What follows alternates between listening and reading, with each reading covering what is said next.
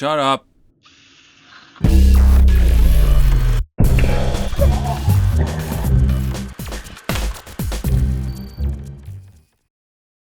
Welcome back. So much like Muda getting a Switch 2 after he swore he wouldn't. Sorry, Muda. We're doing a Jason Universe mask. And this might sound like a whole bunch of cope, but it's because I'm a completionist. Need to do all the masks, okay? So I don't want to hear anything about it. So we're just going to get straight to work. The 1/8" drill bit, straight through the front. The blank is from Fear City Creations. And there are 13 vent holes. Very hard to get used to and not just drill right in where there shouldn't be holes. Now we're going to do from behind with a step bit.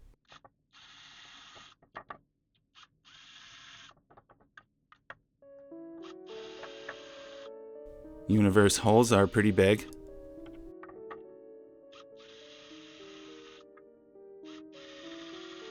So here's a scene where I lose my drum sander for the Dremel, which if you make masks, you'll know this is the stupidest thing to lose. So I had to order another one, believe it or not. So in the meantime, while that's coming, we'll look at some references. This was how we all originally saw the Universe mask. As you can see, it's very detailed and very textured. Lots and lots of scratching. Really like this, actually. It's pretty clean. People started complaining about it immediately, and they put out this one, which is dirtier. Like, I guess they kind of fixed it. I mean, it's missing all the scratching now, though. And there's this reference here. I mean, it's all pixelated. Yeah, this is what they ended up on. Doesn't really look like the one in the Sweet Revenge film, but painted on Chevs. This is pretty detailed. You see the scratching? It's almost like a reboot. And Sweet Revenge, which is now gone. You know, even after watching it, I didn't see many good shots of it, but now we're stuck with this. And even turning up the light, you get nothing. You get nothing. Okay? Are we never going to see this mask again? Is this the case? I don't know. Looking at these, it just makes my head swim.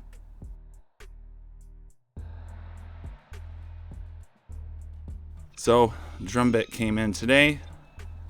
So we're just going to get started right away with the eye holes. And this is a very thick blank. So we're really going to have to grind out the eyes here and smooth them down with some sandpaper. We're also sanding the whole thing.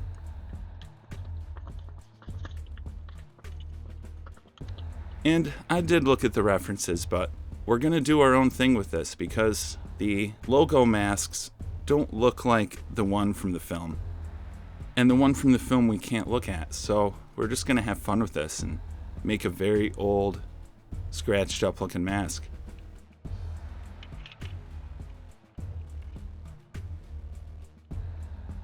So I got a whole box of these utility knife blades, so I'm just going to sacrifice one and dull it by going crazy and making all these surface scratches to start with.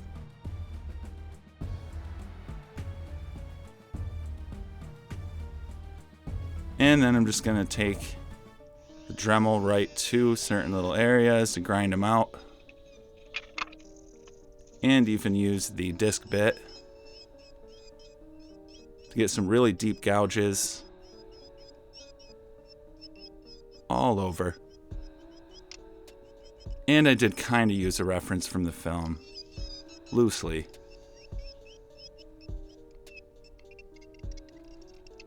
And it's looking more like this. Kind of wish I'd done more scratching. Is there more than the actual film? You bet.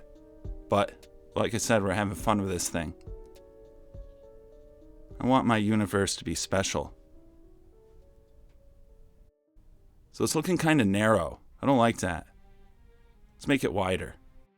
Because on this guy, It looks wider. So just like by magic, we make it wider. Actually, no, I have to put it on the heater here. One miracle though was that I didn't need to use the sticks. The shape of it was perfect when I just put a wooden brick on it. Assuming you have a wooden brick laying around, you can easily achieve this shape. I think it came out pretty close, or close enough. So I really only sprayed it with 2 layers of heirloom white.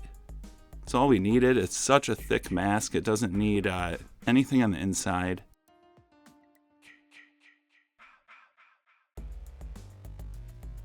And our next steps are going to be to make these cracks stand out. And of course that means some black wash. I did something similar with a FVJ battle damage not too long ago.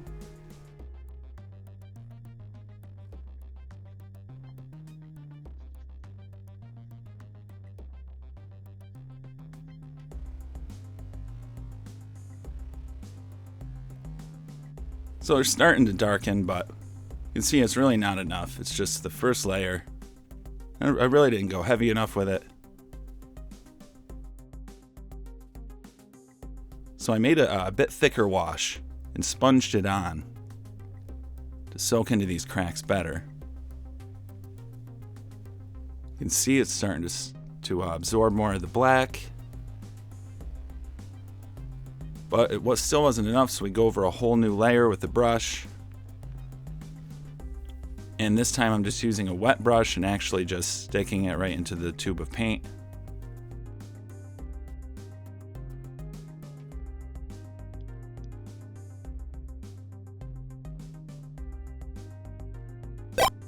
See, it's dripping onto the table, and that's what you want when you're using a wash. Should be very runny, but you want a lot of paint too, so. See, it's looking better, but when you zoom in here, see there's still cracks that aren't showing through much. And I know it may look silly right now, but just bear with me. Cracks are just the bottom layer. They will get covered up. But to ensure that every crack was filled, I started putting thicker and thicker paint, and eventually was frustrated and just put thick paint straight from the tube onto certain cracks. And I figured we're going to sand off all those top layers anyway. Just coming up soon.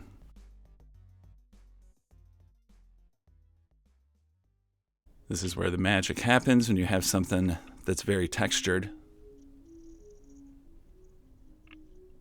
Just going to get rid of all that excess black, which we don't want. And now you're probably really thinking, where is he going with this? It looks very silly, I do admit, but I kind of like it. It looks insane, which is what I'm going for. And these lines will be covered up. The thing about cracks is they always disappear later, so I wanted these to be very prominent in the beginning, because we're going to paint over them.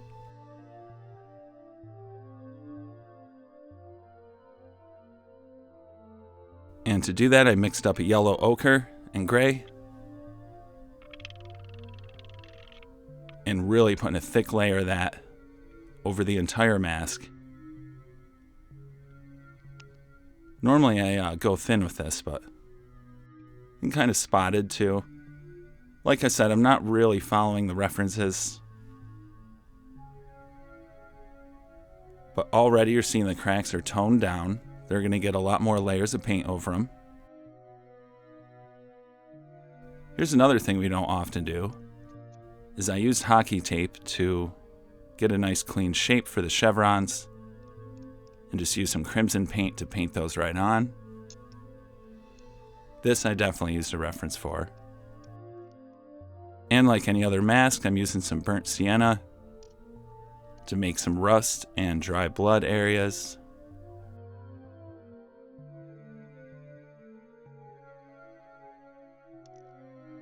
Starting to look a little better.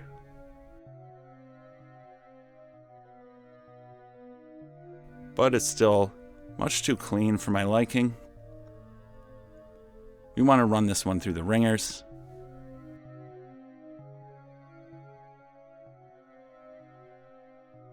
So next we put some espresso and other browns, raw umbers, black eventually,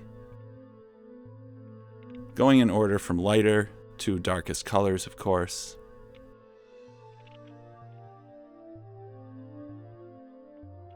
And the whole thing with these cracks is when you zoom in kind of close, they might not look all that great. But from far away, they pop because they're very dark. And this footage here kind of illustrates that, because it might not be that clear. I'm zoomed into the camera and it doesn't look all that great, but you get a general idea what the mask looks like, and from the distance, it looks pretty cool.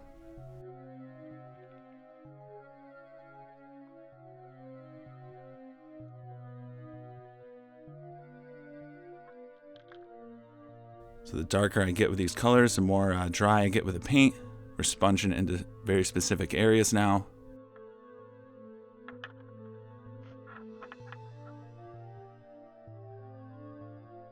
And I'm using a way darker dirt color than I would normally use, because I want to just kind of have fun with this mask and go crazy.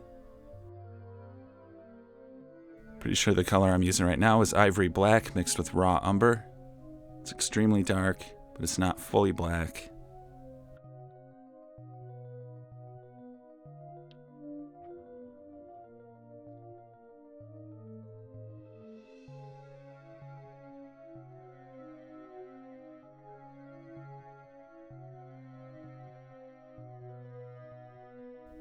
That's starting to look more like I envisioned. Still a little spotty though. I think it'll get blended more.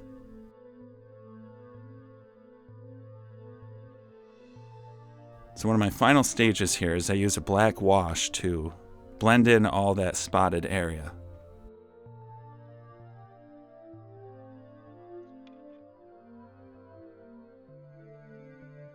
This is going in very specific spots, mainly around the eyes and built up around the nose.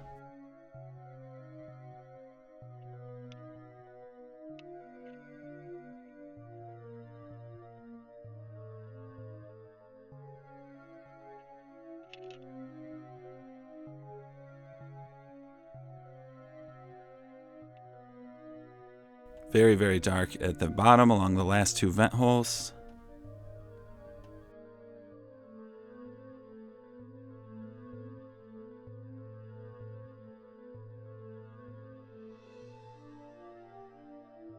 That's looking a little better.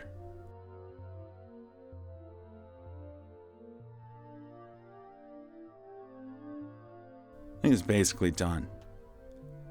Honestly, I wish I'd used more scratching. I wish I'd scratched it more, but it's still cool. I wasn't sure what straps they used, and I couldn't remember in the film, so I just whipped up some Part 3 style straps, put a little rust color on them, and rubbed them in the dirt outside. Oh, and another thing that made it all come together was the satin clear coat that's the final stage. It does make all the colors kind of pop better. And that's about it. Got our universe mask now. I will be selling these, I guess, on my Etsy.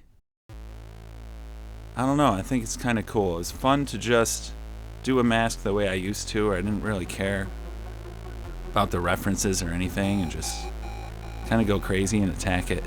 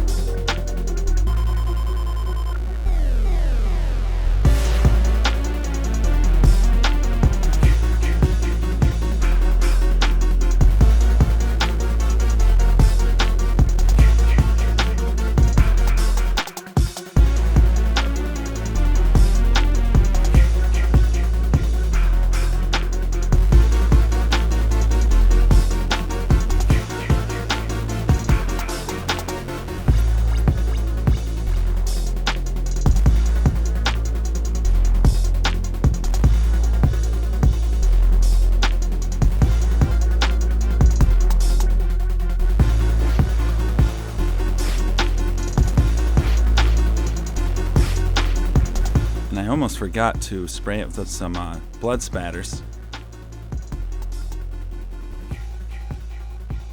Put a little in the nose hole. Yeah.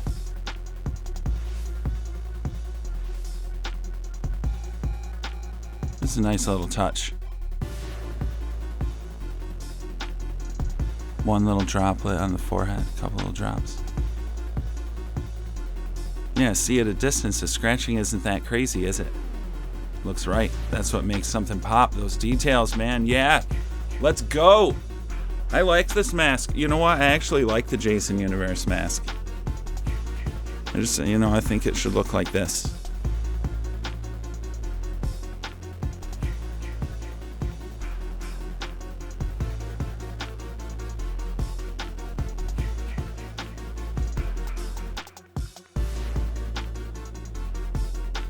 Thanks so much for watching. Let me know what you guys think.